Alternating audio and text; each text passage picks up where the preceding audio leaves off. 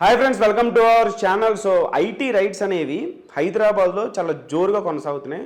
2 రోజులు బట్టి 55 బృందాలు టీముగా 8 చోట్ల వివిధ రంగాలలో ఐటీ రైట్స్ జరుగుతున్నాయి. దాంట్లో ఒక రంగం సినిమా రంగం. సినిమా రంగంలో mainly Mythri movie makers and Dil Raju garu ఈ సంక్రాంతికి 3 సినిమాలు దించారు. సో దానికి సంబంధించినటువంటి లావాదేవీలు, ఎంత బడ్జెట్ పెట్టారు, ఎంత రిటర్న్స్ వచ్చినాయి, ఎంత ఐటీ కట్టారు, ఎంత ట్యాక్సెస్ ఎంత కట్టారు, బడ్జెట్కి వచ్చినటువంటి కలెక్షన్స్కి సరిగ్గా ట్యాక్సెస్ కట్టారా కట్టలేదా, ఇదే చాలా డీటెయిల్డ్గా వాళ్ళ బ్యాంక్ డీటెయిల్స్, లావాదేవీలు అవన్నీ కూడా చెక్ చేస్తున్నారు. మెయిన్లీ ఇక్కడ మాట్లాడుకోవాల్సింది మైత్రి మూవీ మేకర్స్ వాళ్ళు చాలా అతి తక్కువ సమయంలో బ్లాక్ బస్టర్ సినిమా తీసినటువంటి మంచి ప్రొడక్షన్ హౌస్గా పేరు తెచ్చుకుంది. ఇండియా వైడ్గా ఇప్పుడు ఈ పుష్ప 2 అనేటువంటి సినిమాతో నంబర్ 1 స్థానాన్ని కైవసం చేసేసుకుందని చెప్పేసి అనుకోవాలి. నెక్స్ట్ కూడా ఆ ప్రొడక్షన్లో మంచి సినిమాలు ఉన్నాయి.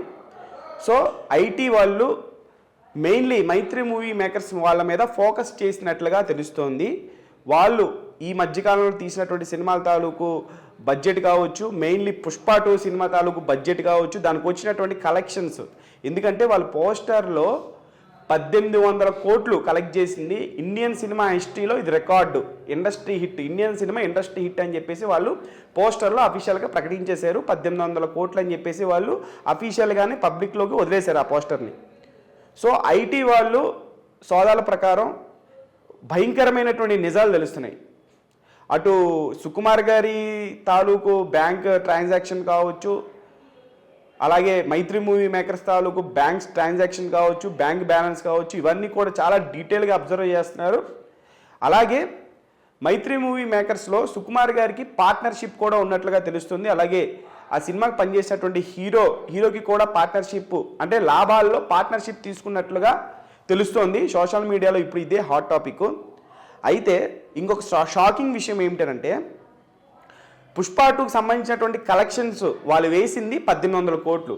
కాకపోతే ఐటీ వాళ్ళు డీటెయిల్డ్గా ఇవన్నీ బ్యాంక్ ట్రాన్సాక్షన్స్, ఈ లావాదేవీలు అన్నీ చూసిన తర్వాత వాళ్ళకి తెలిసినటువంటి నిజాలు ఏంటనంటే 531 కోట్ల వరకు డిఫరెన్స్ చూపిస్తుంది. అంటే వాళ్ళు పోస్టర్లో 1800 కోట్లు వేశారు, కానీ ఒక 500 కోట్లు దాంట్లో మైనస్ చేస్తే అంటే 18, 16, 17, 15 అంటే 1400 కోట్లు మాత్రమే కలెక్ట్ చేసినట్లుగా, అంటే ఐటీ వాళ్ళు ఇచ్చినటువంటి ఇన్ఫర్మేషన్. అది ప్రస్తుతం సోషల్ మీడియాలో ఇదే హాట్ టాపిక్. అంటే పుష్ప 2 వాళ్ళు ప్రజల్ని ఆకర్షించుకోవడానికి, ఆ పుష్ప 2 క్రేజ్ని ప్రజల్లోకి తీసుకువెళ్ళడానికి, ఇంకా జనాల్ని థియేటర్కి రప్పించడానికి 1800 కోట్లు అనేది ఫేక్ పోస్టర్ వేశారా? ఇప్పుడు ఇదే హాట్ టాపిక్. లేకపోతే 1800 కోట్లు వచ్చాయని చెప్పేసి వాళ్ళు పోస్టర్ వేయడం ఏంటి?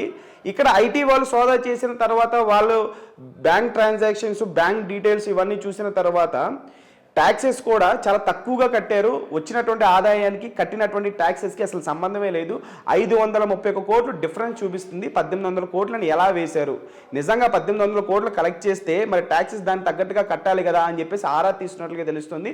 సో ఈ విషయం చాలా సీరియస్ అవబోతున్నట్లుగా ప్రస్తుతం సోషల్ మీడియాలో అయితే పుష్ప 2కి సంబంధించినటువంటి పోస్టర్ 1800 కోట్లు నిజంగా ఇది ఒరిజినలా ఫేకా అనేటువంటి డిస్కషన్ చాలా జోరుగా కొనసాగుతుంది. మరి దీని మీద మీరేమంటున్నారు అనేది కూడా కామెంట్ బాక్స్లో కామెంట్ చేయండి.